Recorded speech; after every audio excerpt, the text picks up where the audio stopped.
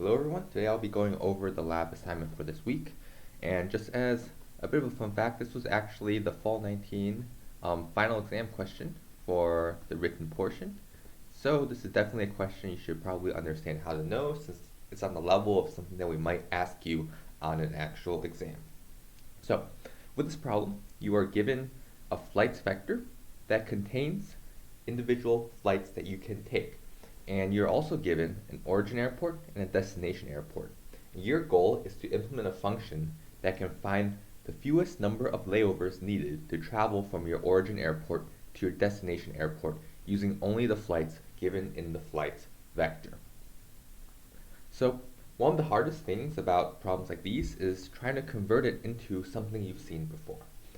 And after you've converted it to a format you've seen before, you can probably use kind of the knowledge you've learned in this class to approach this problem. But that conversion process might be initially difficult. So just as a hint, if you haven't looked at this already, Lab 9 is indeed about graphs, so there's a good chance that this is some sort of a graph problem. And it actually is. So if you haven't thought about it yet, please take the time to pause the video and think about what kind of problem this actually is and how you can use a graph algorithm to solve this type of problem. So first things first, this type of problem with airports and connections, it's a very standard type of graph problem, right? Airports and connections are like the perfect example of, nodes and connections that you would expect with a regular graph, right? So in this case, we have the following flights here. We know that Atlanta is connected to JFK, right? We can draw this out as if it were a graph, right? Same thing with ORD to LAX. And we're going to continue on drawing all the connections for the remaining flights in this graph, and you'll see that this can be easily represented using a graph.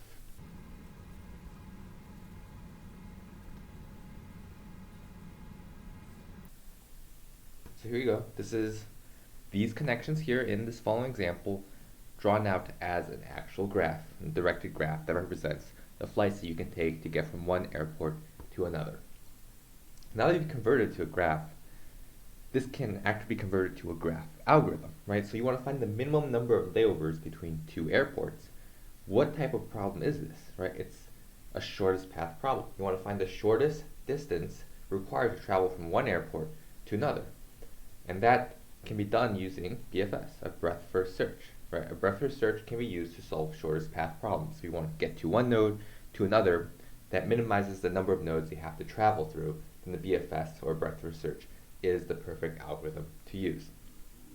So now that we've gotten the main algorithm down, let's look at how we'll implement something that will help us solve this problem. So here's the graph from the previous example. We want to find the minimum layovers to get from our origin to our destination, which requires a breadth first search to discover the path that minimizes the number of nodes we need to get from one location to another.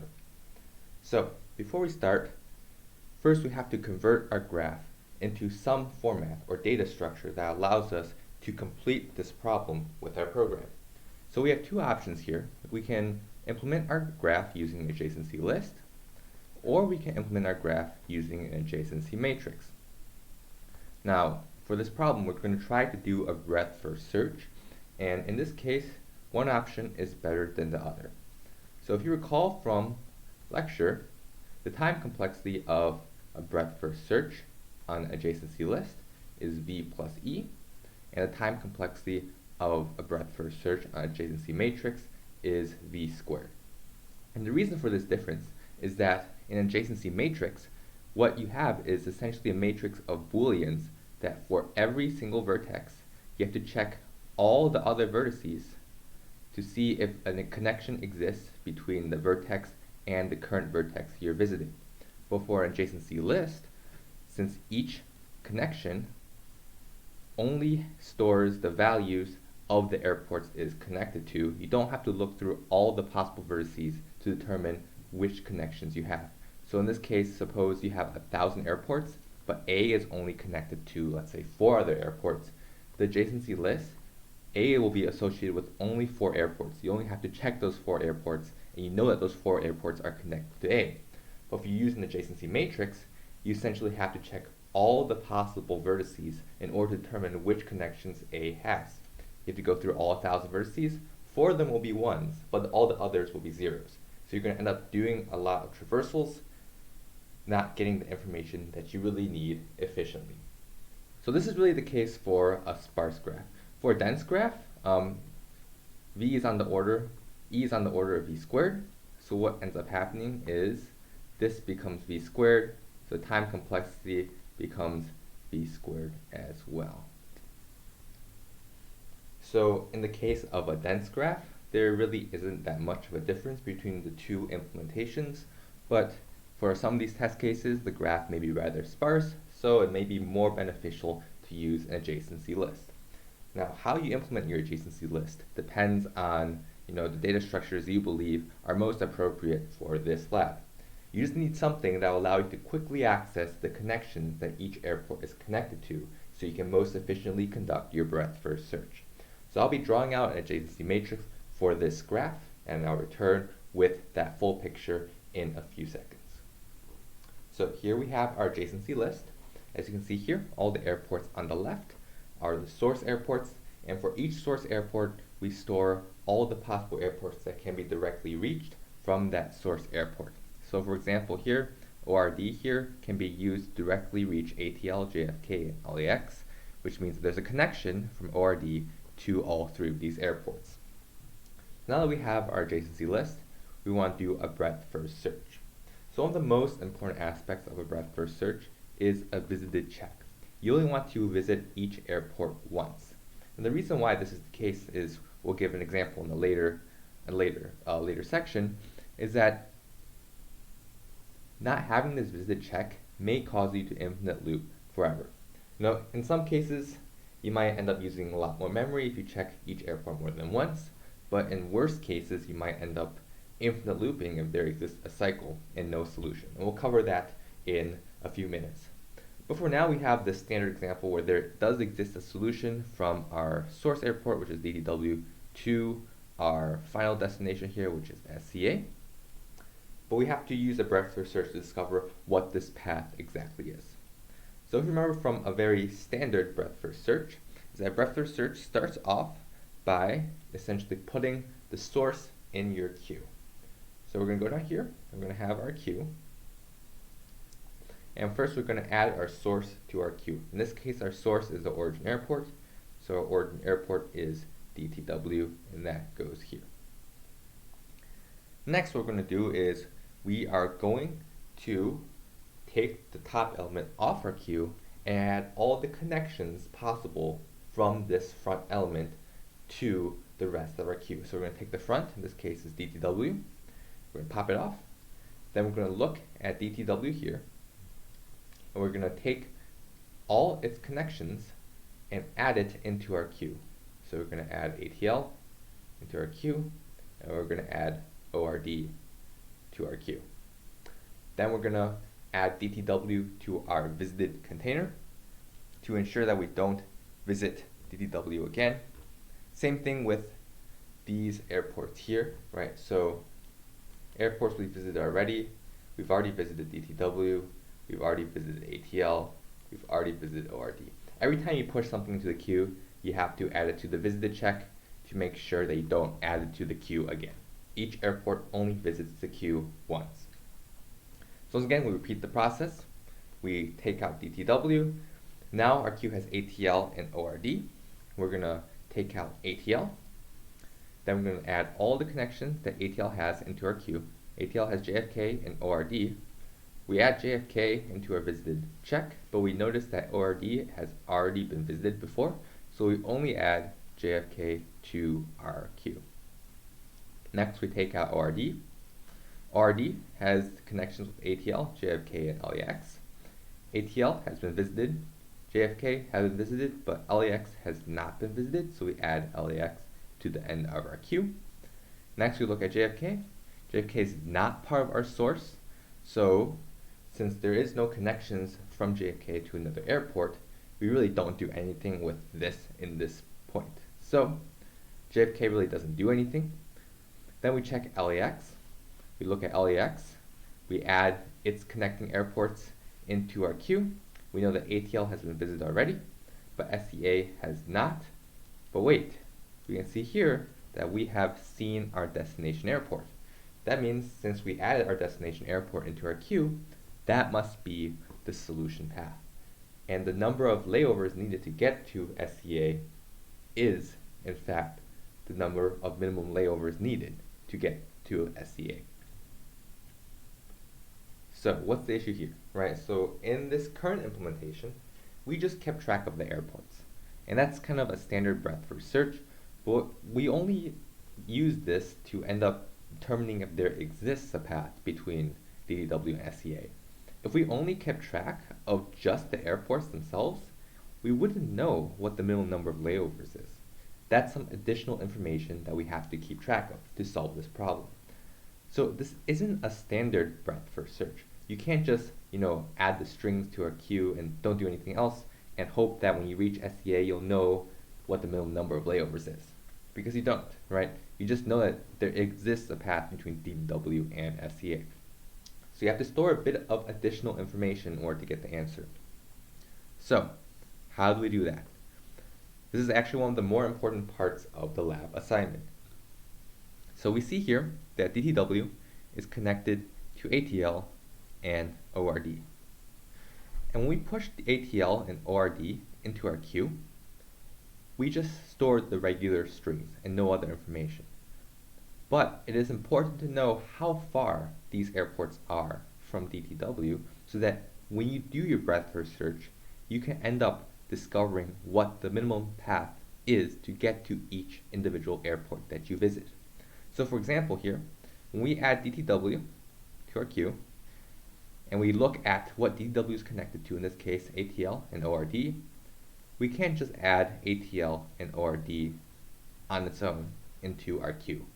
We also have to keep track how many layovers away it is from DTW. So you have to keep track of some number that memorizes what the distance is from DTW. So you know that ATL and ORD can be attained or visited from DTW with a direct flight. So you must keep track of not only ATL and ORD in your queue, but also the minimum number of layovers to get to these airports. Similarly, when you look at ATL, so ATL is the next on the queue, you add JFK and ORD to your queue, you have to realize that the minimum number of layovers to get to JFK must be 1, because you need to get from DTW to ATL first before you can reach JFK. Or it has been visited already, so it's not added to the queue again. But because JFK is a new airport that you haven't visited already, but it was added from an airport that was 0 layovers away, JFK must be 1 layover away. That must be tracked in your queue itself. Same thing with looking at ORD. We notice that we can add ATL, JFK, and LAX.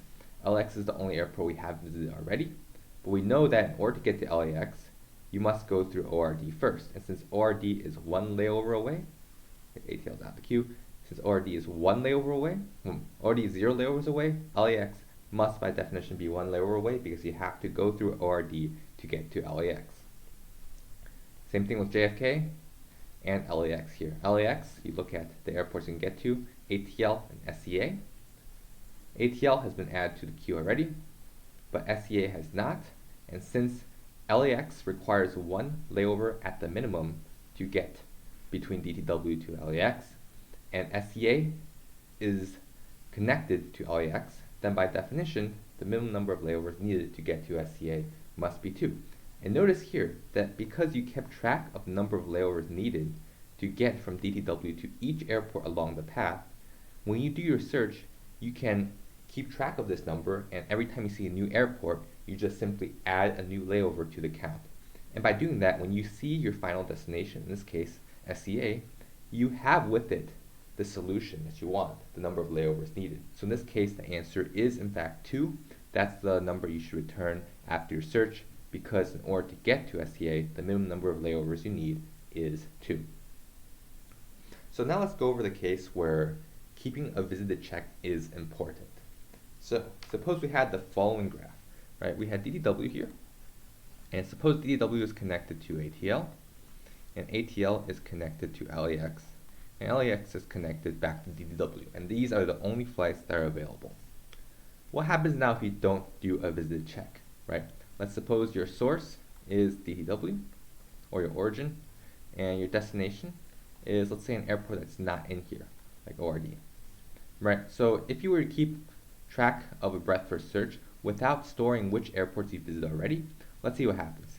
You add DDW to the queue, then you're going to look at the adjacency list for all the connections that DDW has. In this case, DDW only has one connection, which is ATL. So you pop DDW off the queue, add ATL onto the queue. Then ATL, you look at the connections it has. ATL only has a connection with LAX, so you add LAX to the queue. LAX, you look at what it's connected to, in this case only DDW, so you add DDW to the queue, and so on and so forth. Notice that this repeats forever and forever. So what happens here is, because you did not keep track of which airports has been visited already, in the case where there is no solution, you're going to end up infinite looping if there are cycles, because you can't add an airport more than once into your queue. Right? If you add an airport more than once into your queue, you're just checking it again, right? And you already know what happens. Checking DDW one time versus checking DDW a second time, you've already done the work. You don't have to do it again. And in the worst case, you're going to end up doing an infinite loop. But even if you end up getting the solution but don't keep track of visited, you're going to end up using a lot more memory than you need, because you'll be pushing duplicates into your queue when each airport only needs to enter your queue once. So now let's go and look at part B, which is kind of a modification on part A, to actually print out the path that minimizes layovers from your origin to your destination. So here we have part B, which adds a twist to part A, in the sense that you now have to print out the path required to minimize layovers from your origin airport to your destination airport. So in this case, you have to implement this function, the print itinerary function, that takes in the same inputs as before, but in this case, each individual flight in the flight's vector will store an additional value, and that value is known as a flight number. And the flight number will be a string in the format of FL for flight, FL, and some number after it, where that number is a valid number in a correct format. So in the case, it can't start with a leading 0. And no two flights in the flights vector will have the same flight number. So why is this flight number necessary? Well, in the previous example, in part A, we just cared about the minimum number of layovers to get from an origin airport to a destination airport. But for part B, now we have to deal with an actual path. And there may be multiple paths that have the same number of layovers. So for example, in the example here, if you want to get from DDW to SEA here, you can take two possible paths. One is to go to ORD like this, and then you can go to LAX like this, and then you can go to SEA like that. That's one possible path that has two layovers, ORD and LAX. Or you can take this path where you go up to ATL over here as one layover, then you're going to take this path down here to LAX, and then you're going to take this path down to SEA. Once again, two layovers only, ATL and LAX. So because of that, we need something to differentiate between which airport you should visit. And this adds an additional bit of complexity to the problem, but overall it's still very similar to part A. Because the real difference here is you're just changing what you're keeping track of. Right, in part A, we kept track of how many layovers away each airport is, because that is the information we need to solve the problem. Right, when we reach ORD, we need to know that ORD is 0 layovers away at the minimum, so that we can use it to determine that LAX was 1 layover away and that SEA was 2 layovers away. But in this case, we don't really care about the number of layovers, we just care about the path. So we're going to still do a breadth first search, but we're going to have to remember something different. Right? Instead of keeping track of the number of layovers we are away from an airport, we're going to have to keep track of where we came from, so that we can backtrace back to original solution. And this is often an algorithm that is used to determine a path in a searching algorithm. You keep track of where you came from, so that when you finally reach your destination, you can use the information you've stored to move back from your ending position to your starting position and reproduce the path required to get there. So, in this case, one possible solution here is to say, well, first we're going to start at DTW. We are going to take flight 230 up to ATL. So we're going to take DTW to ATL. Then we're going to go to ATL, take flight 280 to LAX.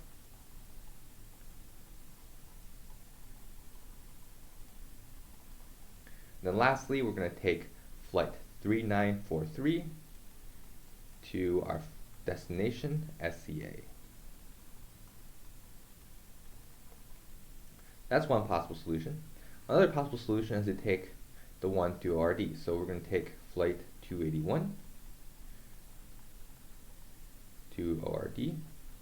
Then we're going to take flight 734 to LAX. Then we're going to take flight 3943 to SEA. So I have these two paths here. Well, only one needs to be correct. Because of how the autograder works, we must keep track of only one correct solution so that we can compare the instructor solution with the student solution. So which of these is right? So if you look in the specs, you'll see that the rule for determining paths in the case of duplicate solutions is to always prioritize larger flight numbers at every step of the algorithm. So basically, if you're at an airport and there are multiple additional airports that you can take, and if you go down these paths, all of these airports eventually lead down a path that minimizes layovers, you would choose the airport that has the largest flight number at that point in time. So for example here, with these two solutions, if you're at DTW, you can either take flight 230 or flight 281, and both of these flights would eventually lead you down a path that minimizes layovers. But only one of these is correct, and since you prioritize larger flight numbers, what you're going to do is you're going to select 281 over 230 because 281 is larger than 230. So at the end, the correct solution would be this, because this is the path that, even though there's a duplicate, chooses the airline that has the largest flight number. So why is this important? Well, this adds a bit of difficulty to the problem, because now you have to think about the order in which you check your airports. Right? Previously in part A, that didn't matter. You don't have to worry about how you check your airports. You just have to make sure that all the connections for each airport are checked. But in this case, the ordering does matter, because you do have to prioritize larger flight numbers. So you have to guarantee that whatever path you're going down, that the largest flight number is chosen at every time. Luckily for you, this is something that isn't too difficult to fix. So if you recall, a queue, right, uses a first in, first out method. And when you do a breadth first search, whatever airport you push into your queue first ends up getting visited first.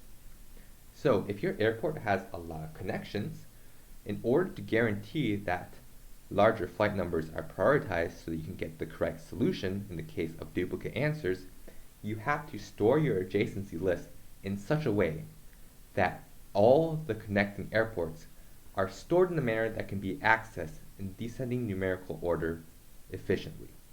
So let's go over an example of how this works. So we have our adjacency list again, right? So where ATL is connected to JFK and LAX through these flights, LIA is connected to this flight, and so on and so forth. Now before, it didn't really matter how these elements were ordered, right? Previously, it doesn't really matter because we were only returning the minimum number of layovers needed to get between two airports. But in this case, the ordering does matter because we want to ensure that we want to push these airports into the queue in descending numerical order. So what you have to guarantee is that in your adjacency list, for each airport, it must be associated with the connections, but these connections must be stored in a manner that allows you to access the connections in decreasing numerical flight order. So how would you do that? Well, you have to keep track of these elements in some manner that allows you to do that. Details I'm not going to get into, but I would just recommend looking over a few of the containers you've learned before. There may be some containers that can be used to keep track of its contents in sorted order. Also, as an additional tip, you don't have to store all the elements in descending order. It's not something you have to do where you must store everything in descending order. It's also perfectly fine to store it in ascending order if that's a lot easier to do. And the thing about that is you don't need to have your elements stored in a manner. You just need to be able to access elements in descending order efficiently. So even if you store all of these connecting airports in ascending order, that's still perfectly fine as long as you're able to access them in descending order. So think about that for a second before you try to make a custom comparator or something, or sort a container in descending order before you actually go and search the elements in the order that you want. Once you have that down, you store your adjacency list in a manner that allows you to access the elements in descending order. You then do the same process as part A, where you have a queue. First, you're going to add the elements to the queue. So let's add some space here. So let's say you have a queue. We first add our starting airport to our queue. Then we're going to take the starting airport out. We're going to look at which airports the starting airport is connected to. In this case, we have ATL and ORD. But we have to visit these elements in descending order of flight number. So we have to push ORD into the queue first, since it has the larger flight number. And then we push ATL into the queue second, since it has the lower flight number. Once we do that, we continue a breadth first search. We're going to look at ORD, and then we're going to look at ATL. But notice here, when we see ORD, we can't just push ORD into the queue, right? Because once again, this is just a standard breadth first search. You're going to end up just discovering there exists a path. But you want to actually know the path. So you have to store somewhere that ORD, you got to ORD via flight 281 from DTW. This information must be stored for ORD so that when you go back and backtrace, you know that if you encounter ORD as an airport, then the manner in which you got to that airport must have been through flight 281 on DTW. So let's continue this process here into the queue. We look at ORD, we see which connections it has as ATL through 12 and LAX to 734. ATL has been visited already, so we don't add that to the queue, but LAX has not been visited yet, so we add that to our queue. And once again, we have to keep track that LAX was attained through flight 734 from airport ORD. Now we're going to look at ATL. ATL is connected to JFK and LAX. LAX has been visited already, but JFK hasn't, so we add JFK into our queue with 1, 2, and 3. We have to keep track that JFK, we came from flight 230 on ATL to get to JFK. Ignore this for now. Pop that ATL off the queue. Now we look at LAX. LAX can get to SCA on flight 3943.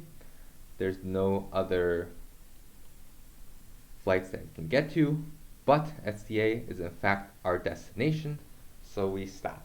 And we say, okay, we know that we got to SCA from LAX on flight 3943. Where do we get to LAX from? So then we look up where we got LAX from. If you store this in a way efficiently, you can quickly access which airport you got to LAX from, right? So in this case, you came to SCA from LAX, but you came to LAX through ORD. Now we look at which airport ORD came from, right? We look at ORD, we see, oh, we came from ORD from DTW. So then we know the path needed to get to SCA. went from DTW to ORD to LAX, and then LAX to SCA. So you can use this information to print out the final path. You can say that first we started at DTW and we took flight 281 from DTW to ORD. Then we took flight 734 to get from ORD to LAX. And then we got from LAX to SCA on flight 3943.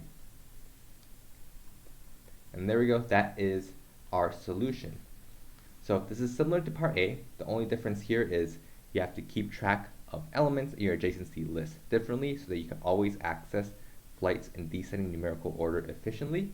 And second, instead of keeping track of the minimum number of layovers to get to each airport at every step of your breadth first search, instead of doing that, you have to keep track of which airport and flight you took to get there, so that when you do a backtrace, you can return from your destination airport back to your starting airport. So one additional thing I do have to mention is that there is, in fact, a no solution case that is possible for this portion of the problem. So in the previous example, we were just able to return -1 if our loop exited without, basically if our queue was empty before we found the solution. That's an indication that there is no solution. But for part B, we have to do things a bit differently in the sense that we have to keep track of the number of total airports that are reachable from our starting airport, including the origin. So I'll just give a hint here that that number, the number of reachable airports, is equal to the number of airports that you're allowed to visit in your queue. And the number of airports you put into your queue must be unique. So, is there some container that you may have been using that could be used to determine the number of unique airports that you visited during your search? And I'll give a hint here, the word visited. Right, so can we use that information, whether if you store it or not, you should probably store whether each flight has been visited or not. But if you do store that information, can you use that information to determine the number of unique airports that you visited in the case where there is no solution? So other than that, that is an overview of this lab assignment. Make sure you fully understand the problem and how to do it. Definitely plan out your code, make sure your data structures are efficient and that you use the most efficient algorithms and data structures needed to solve this problem. But other than that, this is just a general idea. I wish you the best of luck on this project. Make sure to start early, and if you need any help, feel free to reach out to us on office hours or Piazza. Good luck.